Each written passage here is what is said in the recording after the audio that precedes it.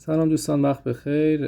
بعضی وقتا پیش میادش که شما باید یک سیگنالی رو به مدار تزریق بکنید. مثلا مثل یه برد پکیج هستش که فلومتر رو میخواین شبیه سازی بکنید، سیگنال 20 کیلوهرتز رو به مدار تزریق بکنید تا ارور مرد فلومتر از بین بره. خب ابتدا ما پراپ مربوط به سیگنال رو وصل میکنیم و گزینه ویو رو میزنیم.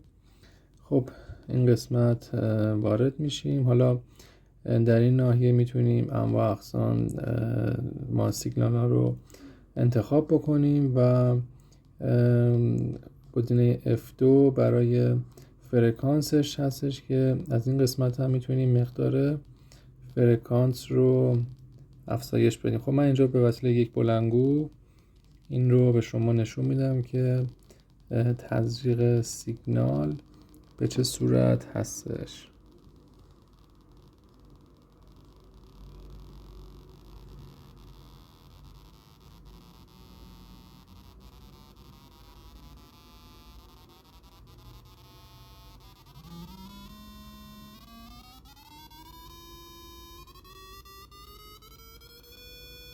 خب